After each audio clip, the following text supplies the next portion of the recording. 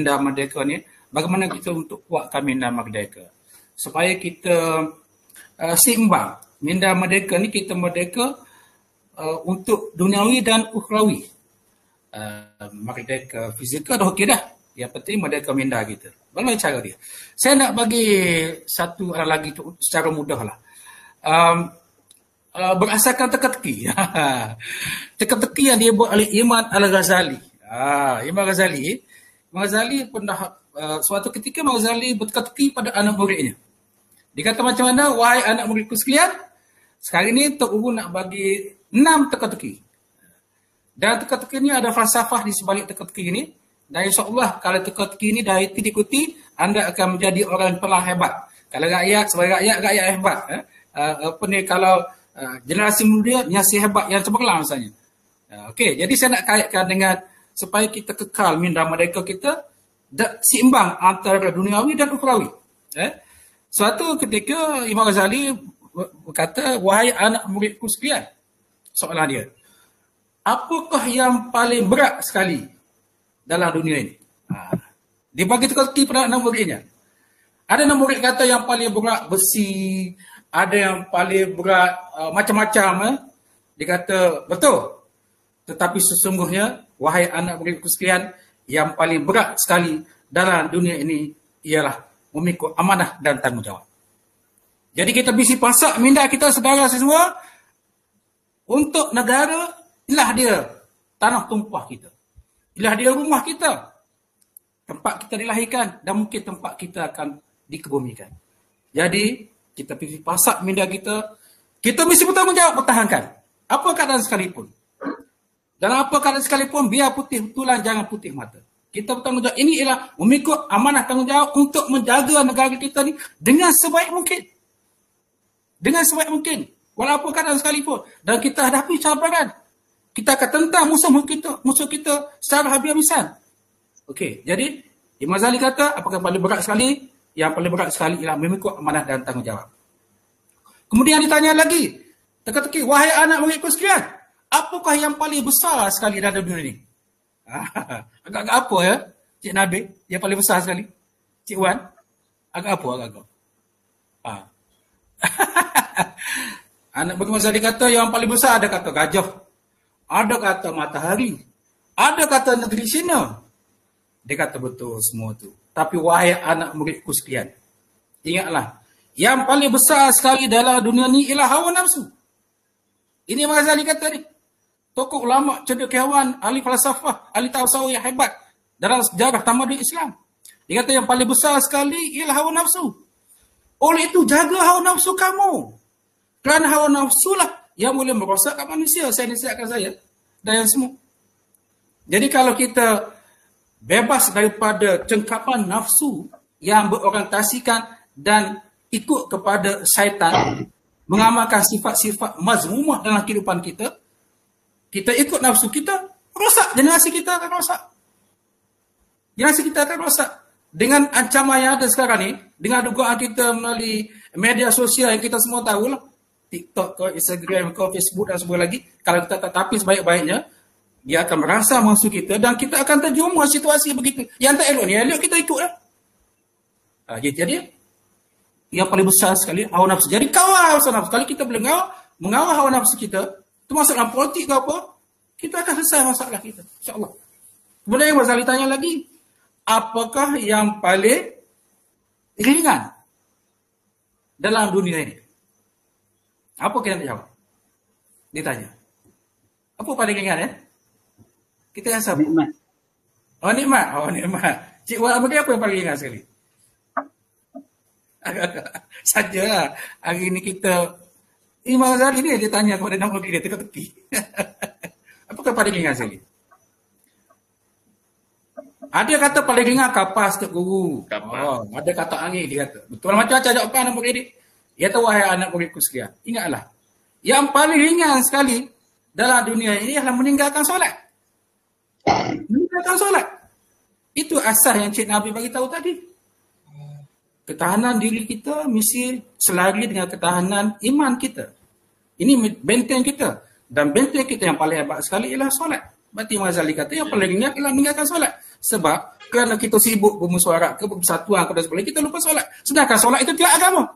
Bayangkan kalau rumah tak ada, dia akan hancur, lebur. Ini saya nasihatkan saya lah.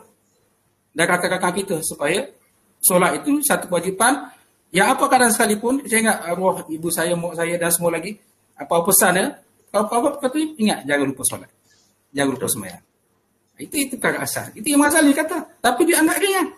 Kita agak tak berlaku lah generasi kita sekarang lah yang akan datang. Okey, kemudian apakah yang paling jauh sekali dalam dunia ini? Agak apa yang paling jauh sekali? Imam Ghazali kata yang paling jauh sekali ialah negeri China. Dia kata lagi, yang paling jauh sekali ialah bulan bintang, macam-macam jauh. Dia jawab. Dia kata betul, tetapi ingat yang paling jauh sekali ialah masa yang telah berlalu. Jadi kita mesti pentingkan kita masa itu emas. Jadi gunakan masa anak-anak Kipsas untuk menuntut ilmu yang sebaik mungkin. Belajar baik-baik, elok. Belajar dengan bijaksana, dengan penuh strategi. Kalau boleh sentiasa dapat anugerahkan setiap semester. Kemudian dapat jazah kelas pertama. Sambung lagi peringkat master, peringkat PhD dan sebagainya lagi. Gunakan masa yang ada dengan sebaik mungkin. Sebab itu masa itu emas. Jadi itu maksudnya. Nak ceritanya pentingnya masa. Contoh masa yang saudara-saudara gunakan hari ini, itu contoh masa yang baiklah. Kita gunakan ruang masa ini untuk kita menuntut ilmu. Mungkin sikit-sikit banyak dapat daripada saya, daripada Cik Wak Amri, daripada moderator dan sebagainya lagi. Jadi kita gunakan manfaat ada selagi kita ingat 5 perkara sebelum berlaku 5 perkara kan. Sebelum kita hidup, sebelum kita mati, muda sebelum tua, lapang sebelum sibuk, kaya sebelum miskin, misalnya kan. Itu contoh. Okey, itu maknanya cerita masa. Dan ada sekali Imam Ghazali kata, wahai anak muridku sekalian, teka-teki yang terakhir, apakah yang paling dekat dengan kita? Semua dapat jawapan lah. Apa yang paling dekat sekali? Agak-agak apa? Mati. Yang paling dekat sekali. Anak Ghazali kata, oh yang paling dekat ayah saya. Yang paling dekat sekali ialah mati lah. Mati kan. Dalam suasana COVID, kita tengok ramai orang mati meninggal dunia. Walaupun orang muda-muda, tak kira lah. Saya pun bila masa boleh pergi dipanggil Allah SWT. Tak kira muda tu. Setakat mana persediaan kita. Bila kita bersedia untuk mati, secara automatik, kita telah menyuntik diri kita, kita memvaksikan diri kita dengan keimanan. Dan keimanan yang ada, itu akan menjadi benteng pada kita untuk perkara tidak elok. Itu masuk dalam proses untuk membina negara. Jadi saya rasa itulah dia lebih kurang yang saya ulah. Saya nak jawab apa yang Cik Nabil tahu dalam bentuk teka-teki tadi. Yang boleh saya dan kakak kita berfikir dan kita menilai setakat mana. Itu kan buku. Itu asas ni. Okey. Baik, terima kasih kepada memilih tempat mandi, pertama Teluk Pulau Pantai. Kalau menjadi Melayu sejati, pertama elok Pulau Pantai. Elok dan pandai. Biar seimbang. Biar ada keseimbangan. Last sekali, satu lagi ialah saya nak bagi untuk pantun juga. Kita mesti ada kerjasama, persatuan yang kukuh di antara kita. Gunung Tahan sama didaki, Sungai Pahang sama direnang. Jika kita bersatu hati, kerja yang susah menjadi senang.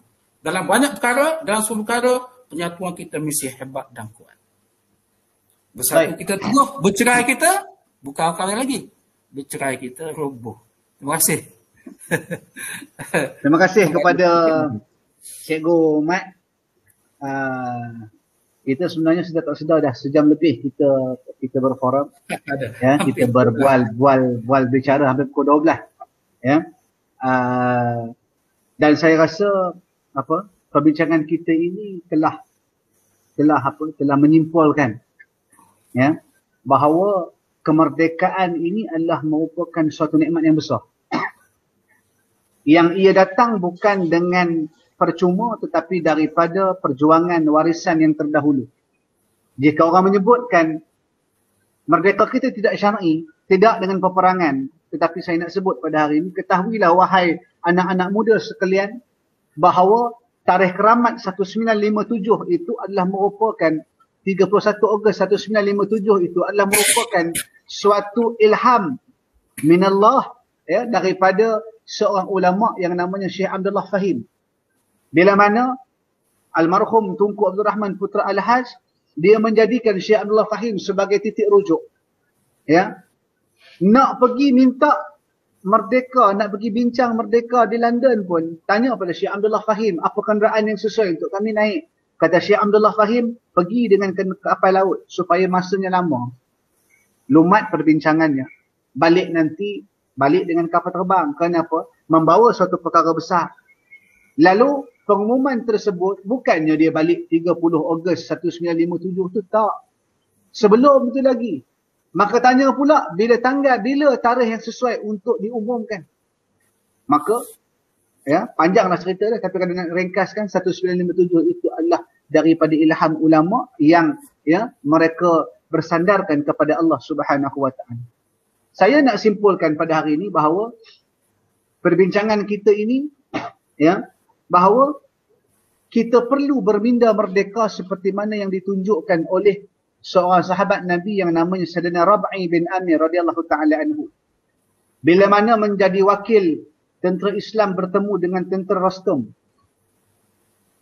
Bila ditanya, datangnya dia dalam keadaan yang compang-camping, berkuda pendek, tidak ada pelana kudanya, ya, memakai baju yang sangat sederhana.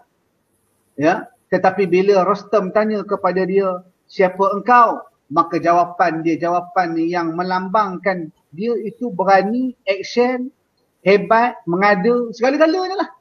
Kata dia apa? Aku adalah utusan daripada utusannya Rasulullah. Maksudnya aku ni adalah orang daripada orang Rasulullah. Maksudnya dia ni orang yang ketiga. Kiranya kalau dia tu action, ya, hebatnya, mengadanya dia ni, mengada lagi lah utusan Rasulullah, lagilah pada tunya hebatnya. Nak membayangkan bagaimana hebatnya Islam itu. Tetapi bila ditanya oleh Rostam, apa tujuan engkau berperang wahai fulan, wahai Rab'i, kata dia, Allahu ta'asna linukhrija man yasha min ibadatil ibad ila ibadatillah. Jawapan yang penuh dengan rasa hamba. Ya, tadi dia hebat, tapi bila ditanya maka dia memberi jawapan yang penuh dengan rasa hamba. Aku berperang untuk mengeluarkan manusia daripada menjadi hamba sesama manusia kepada menjadi hamba kepada Allah. Jadi, minda merdeka ini tidak lain dan tidak bukan perlu dengan jati diri yang hebat, ya, perlu dengan minda yang tidak terjajah, dan perlu dengan rasa bertuhan yang tinggi kepada Allah Subhanahu wa taala. Hadza wabillahi taufik. Saya mewakili kedua-dua panel, ya, memohon ya maaf kepada penganjur, ya. Kalau kata kami bertiga ni tidak kan, kami bertiga tak hebat lah, tapi saya dah tak hebat, hak dua orang lagi ni hebat lah, ya. Dan saya secara peribadi mohon maaf, ya, kalau kata salah panggil orang, ya. Sepatutnya orang hebat